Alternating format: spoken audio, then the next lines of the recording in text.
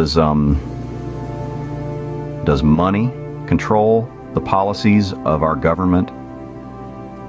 It's a question that might sound cynical, but the reality is more complex than you'd think.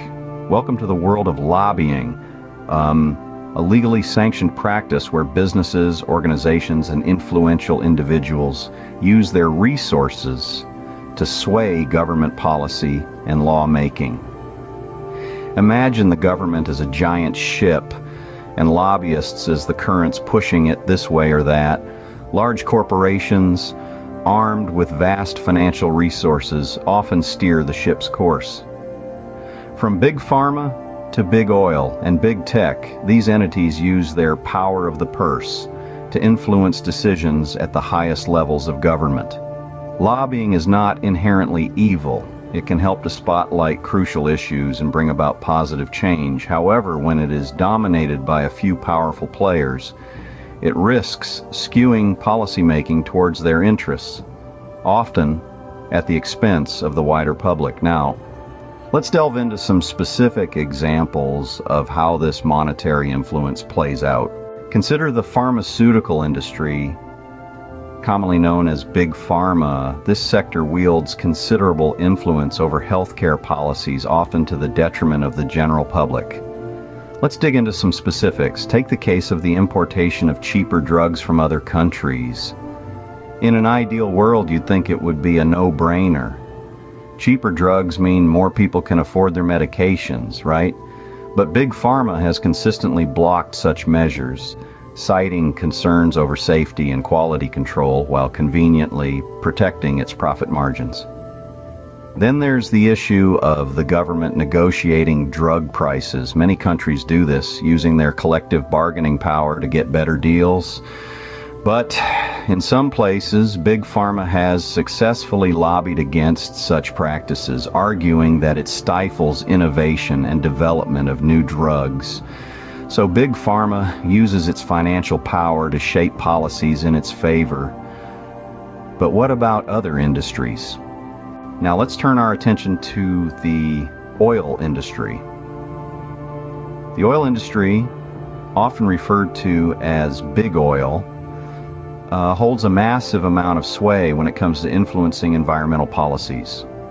One such area is carbon emissions. Many oil companies have been known to oppose regulations aimed at reducing these emissions. Why? Simply put, less carbon means less oil usage, which in turn means less profit. But their influence doesn't stop there. They also support policies that allow for more drilling. More drilling means more oil means more money. It's a cycle that continues to spin, often at the expense of the environment. Big Oil's funding and lobbying efforts often result in policies that favor their operations, even when those operations may have detrimental effects on our planet. These examples show how Big Oil uses its deep pockets to influence environmental policies, but it doesn't stop there. Lastly, let's consider the tech industry. It's a world where innovation and disruption are the norms. But beneath the shiny apps and cutting-edge technology, there's a battle for control and influence. Big tech companies have a vested interest in shaping policies that directly impact their operations and bottom line. And take privacy laws, for instance. These laws are designed to protect us, the users, by limiting what tech companies can do with our data. But big tech often opposes stricter privacy regulations, arguing they stifle innovation and growth. Then there's competition. Tech giants have been known to push for regulations that favor them, often at the expense of smaller startups. They craft narratives that suit their interests, using their financial might and lobbying power to reshape the rules of the game. As we can see, big tech, like Big Pharma and Big Oil, uses its financial might to shape government policy. So, what can you do about this? You may be wondering how you, as an individual, can make a difference in this scenario. The answer is simpler than you might think. It starts with staying informed. Knowledge is power, and understanding how government policies are influenced by these large industries is the first step. Next, make your voice heard. Vote.